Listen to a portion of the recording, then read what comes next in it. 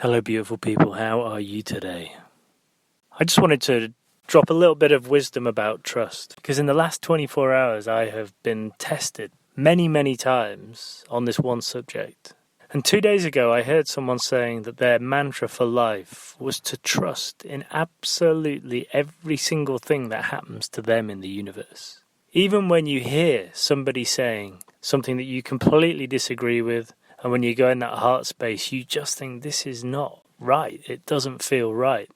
Can you have that ability and a soft enough center to just allow it to happen, to trust that in the greater picture, that this one step, which might appear to be a step backwards, is in fact the opportunity to move 2 steps forward? And there's 4 big things kind of bubbling around in my life right now. One of them is the health of my dad. Suddenly he's taken for an emergency operation because he has cancer and it has to be removed. Can I trust in the doctors to deliver what they need to deliver? Or can I step into that place of absolute trust? That place which says that whatever happens is the right option for my dad and the right option for the universe. Another thing that's starting to manifest is my nephew is starting to open up on a spiritual journey. And I've been desperate to get some time with him, just to guide him, to give him a bit of a steer so he doesn't go into it in a way of fear, worrying that he's entering some cult or some crazy world which is being manufactured, which is allowing someone some power, but instead to go into it with his heart open in a place of love. Another thing which is a personal project of mine which I've been working on is an album which I've written, a music album, which I've written a lot of songs on my guitar. And one of my major dreams in taking this, in inverted commas, career break was to record the album that I need to record. And finally, I've been tested a little bit by my family around the health of my mum and my dad, because they have a very different perspective on life. And my sister and I had a few crosswords about whether I should stay with my mum or not, about whether I should even see my mum or not, because she has end-stage emphysema, which ultimately means that if she contracts COVID, then it's probably the end of her life. So I jumped on an aeroplane with the mission to see my dad and my mum. And when I arrived in the UK, I get a message from my sister saying, there's no way you're staying with mum. You can't do it. It's too risky. Now, I've already done the COVID-19 test, which shows that I haven't got it. But of course, there's a chance I've got it on the plane or on the train. But when you're in this very curious period of life when you never quite know if you're going to see someone for the last time. But as I took the flight over, although I had this incredible calmness around me, it was almost like someone was holding my hand for the whole journey. Like spirit was by my side, just saying, it's okay, everything is meant to be. I had all these different scenarios about all these 4 different situations running through my head. And I kept thinking about what this lady had said that I'd heard about trust. It's all meant to be. Always trust that no matter what happens, it's meant to be. So instead of doing the natural thing when I got that message from my sister after getting off the plane saying, you're not staying with mum, you're going to stay here. And I got sent an address. I felt like some FBI agent that I was going to go to some address I'd never been to in my life. And even though the thing I wanted to do more than anything was to rebel against my sister and to go and see my mum, to go and see my dad to check he was all right after his operation, I thought, you know what? I'm going to just trust. I must have heard those words for a reason. I'm going to trust 100%, even though it feels like the wrong thing. That my heart is saying, go straight to your mum, go straight to your dad. I'm going to trust and see what happens. So I jumped in a car, an Uber, and my taxi driver starts taking me to this address, this mystery address. And one of the first things he says to me is from Somalia. Now, I've been desperate to do an epiphany piece on a refugee, someone who's gone on this incredible journey of life from their homeland to a new country to start a brand new life. And of course, I jumped in this car and I started talking to this guy. And the first thing he says to me was he's a refugee who's come from Somalia. And I was like, wow, oh my goodness. Let the mountain come to Muhammad. Amazing. I've been looking for you all my life. And the second thing he says to me was, did you know that the coastline of Somalia is 3,333 kilometers long? And I looked up at the sky and I said, are you kidding me?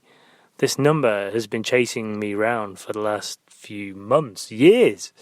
That along with 1111, 2222 and 3333. And I was just getting this reminder that this incredible trust that I've got to have absolutely is the right thing to do. Now, eventually we arrive after an amazing conversation at this address that I've been told to stay at, and I walk into the house. And of course, one of the things I've been pondering over the last few weeks and months is when I'm going to record my album. It's been busy times. A lot of the music studios are shut due to COVID-19. And what happens when I walk through the front door of this house? There's a music studio right in front of me, the most incredible music studio. And not only that, there's a guitar there, probably the most expensive guitar money can buy. And I'm staying in this house, I think, at this point, on my own. And as I go into the next room, I hear this, all right, Pete. And who is it? It's my nephew. The very nephew who is just starting this journey of enlightenment, who's been told to look after the cat and stay in this house. So suddenly all these things are coming together.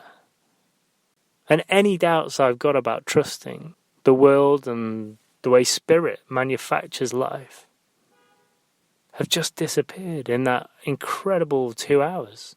I've decided not to rebel and follow my heart, but this time to trust that the universe has got everything sorted. And perhaps the only other thing I've been a little bit concerned about, but again, this is my human point of view, not my heart point of view, is the finances, the way things have been going with COVID-19, because another of my events got cancelled, which means, going another 3 months without a sports event, which is the main income that I've been coming in.